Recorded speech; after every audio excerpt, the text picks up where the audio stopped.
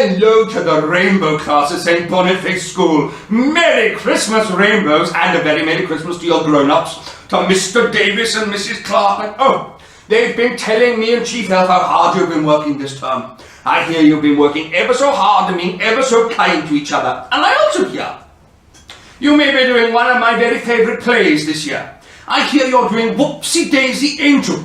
And you've been working very hard practicing and learning your dances and your songs. It sounds magnificent. Now, if you hear any funny noises coming from this end, it's not us practicing Whoopsie Daisy Angel. It's my reindeers doing their exercises ready for the big night. As we speak, the reindeers are up on the roof of my workshop practicing their loop-the-loops. Except one of them. Can you guess which one? You're right, Rudolph. Rudolph, the naughtiest reindeer. Do you know what he's doing? He is sliding down my workshop roof in the snow on his bottom. He's going to have a very chilly bottom if he continues to do that, isn't he? Now, Chief Elf has asked me to remind you. Have you sent me your Christmas lists? If you have, that is wonderful. If you haven't, you've still got plenty of time. Little bit of paper and a pen and write me your Christmas lists and send them to me so I can do my best to deliver them to all of you, because you've been working so hard and being so good, and I'm sure none of you will be on the you-know-what list this Christmas. Oh no. Now, would you like to hear a silly Christmas joke? We here at the North Pole run a competition every year to find the silliest, funniest Christmas joke possible, and I think we have our winner for this year. Would you like to hear it? Here goes. What do Santa's little helpers learn at school? The alphabet! The alphabet! What a wonderful message from Santa. Now, would you like a story? Dear Father Christmas by Alan Durant, illustrated by Vanessa Caban.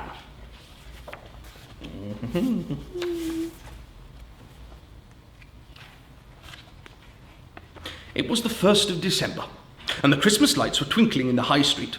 Mum took Holly and Billy to meet Father Christmas in the big store.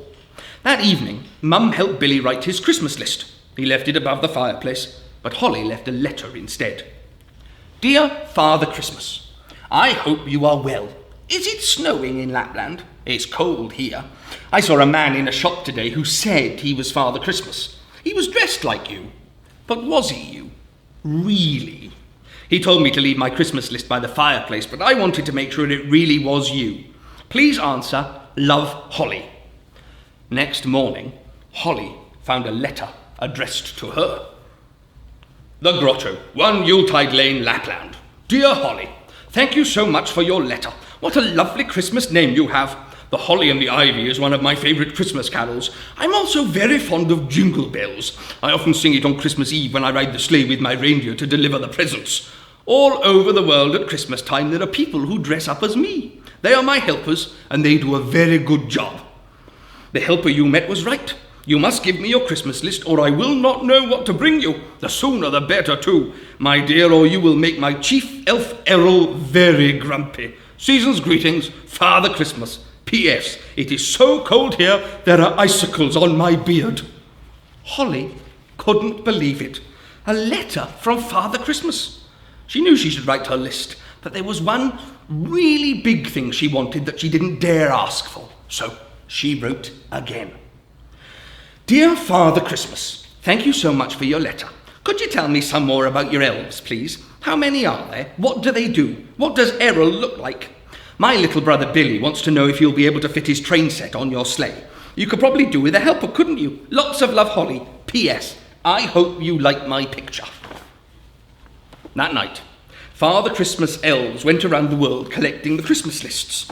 One of them found Holly's letter and took it back to Lapland.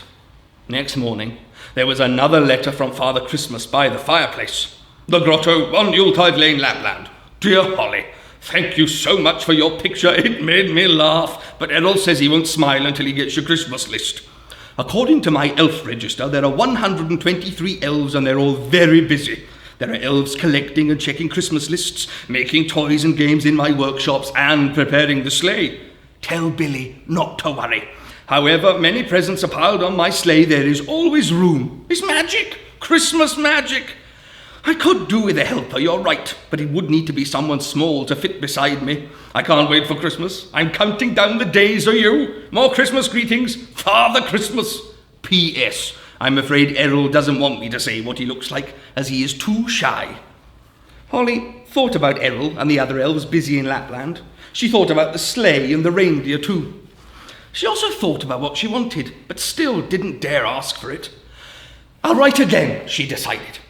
Dear Father Christmas, thank you so much for your letter. Can you tell me, please, what's it like to ride a sleigh through the sky? How do you go around the world in just one night?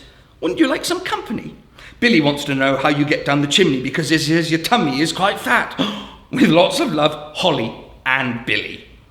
Father Christmas was having his supper when Holly's letter arrived. Look at this, Billy, Holly cried next morning when she opened her new letter from Father Christmas. The Grotto, 1 Yuletide Lane, Lapland, dear Holly and Billy. Riding a sleigh through the sky is the most wonderful feeling in the world. Our time is not the same as yours. For you, Christmas Eve is just one night, but for us it lasts much, much longer, as long, in fact, as it takes to deliver all the presents. Christmas magic allows me to get down even the smallest of chimneys, so Billy need not worry. Here is a decoration for your tree. Don't forget your Christmas list. Errol is getting grumpier by the minute. You're right, my dear. Sometimes I do wish I had a companion. The reindeers are too busy racing to chat. Yet more Christmas greetings, Father Christmas. When Holly put the Christmas decoration on the tree, she thought about her list and what Father Christmas had written. Perhaps if she could make Errol smile, then she might dare to ask Father Christmas for what she really, really wanted. Holly rushed off to write another letter. Dear Father Christmas, I love the decorations, thank you. Here is a joke to make Errol smile. What's the first thing elves learn at school? The alphabet. What do you do when it isn't Christmas? Do you always wear red? How do your reindeer fly when they don't have wings? And what do they eat? I would love to meet them one day. Lots of love, Holly. P.S. Do you really like mince pies? Father Christmas was feeding his reindeer when Holly's letter came. He hurried back to his grotto to write his reply. Holly opened her fourth letter. The Grotto, 1 Yuletide Lane, Lapland. What, dear Holly, what a funny joke that was. Why, it even made Errol smile. Well done. For us, Christmas is a full-time, all-year job. And what a wonderful job it is. And the best bit is getting letters from children like you. Yes, I do always wear red. It's my favourite colour. Even my socks are red. I do not have time to write any more now, but I'm sending you my reindeer guide so you'll know all about them if you meet them. Everyone here is getting ready for the big ride. Time is running out, my dear. I shall say no more. Errol thinks I've said far too much already. Father Christmas. P.S. I love mince pies. Carrots are strictly for the reindeer. Father Christmas Reindeer Guide. How do they fly? What do they eat? What makes them laugh? All your questions answered. How do reindeers fly? Ordinary reindeers don't fly, but my reindeer can.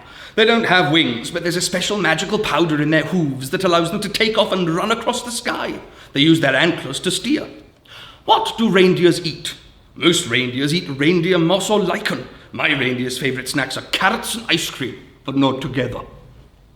How can you tell an ordinary reindeer from Father Christmas reindeer? All reindeers are about 1 metre tall and brown in colour, but only my special reindeer can sing jingle bells as they race across the sky. How do they pull the sleigh so fast? Ordinary reindeer can run at about 2.5 kilometres an hour, but my reindeer are much faster. They can travel thousands of kilometres an hour without getting out of breath. Sometimes it makes me tired just watching them. Can reindeer talk? Reindeers can talk to one another, but not to humans, except for one night every year, Christmas Eve, when my reindeer can speak and sing. As we ride, they fill the sky with beautiful music. It's a shame that no one is awake to hear it. As Holly thought about the elves getting the sleigh ready, she knew it was time to ask for what she wanted. If she didn't ask now, it would be too late. That evening, she wrote her Christmas list and left it by the fireplace. At last, it was Christmas Eve. Holly and Billy hung up their stockings on the mantelpiece above the fireplace. They couldn't wait for Christmas Day. That night, Holly dreamed of Father Christmas setting off on his journey with his reindeer. The elves were waving and smiling, even Errol. Holly dreamed of the sleigh going from house to house, delivering presents. Suddenly, Father Christmas was there. In his hand was a glittering ticket. "I've brought you a present," he said with a smile. The next moment, Holly was sitting next to Father Christmas in his sleigh on a magical midnight ride through the snowy, starlit sky. Holly opened her eyes. The moon was still shining. She saw an envelope at the bottom of her bed. Inside was a glittering ticket. So it hadn't been a dream. She looked out of the window. What was that, Father Christmas? Sleigh she could see racing across the sky to Lapland. Oh yes, she was sure it was. "Thank you for making my wish come true, Father Christmas," she breathed. "Happy Christmas. See you next year."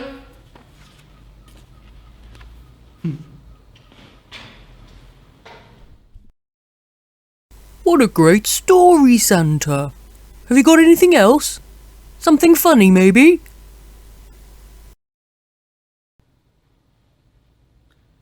And now I'd like to read you one of my favourite poems, Snowball.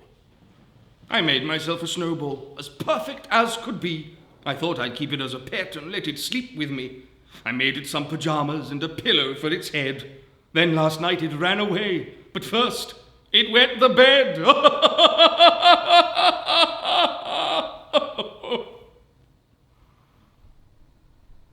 Santa, that was brilliant. That's one of my favourites. Did you enjoy that? Well, Rainbows, it's been lovely to speak to you today, but before we go, I have one very special announcement. December is as you may have guessed, my favourite month of the year. But somebody in Rainbows has a very special day in December. I hear Laura has a birthday in December. So can we all wish Laura a very, very happy December birthday? Happy, happy day. Now I've got one last thing to ask of you.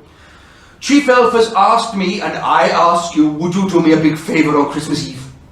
Will you go to bed nice and early so we can deliver all the magnificent presents that you've asked for and you so richly deserve?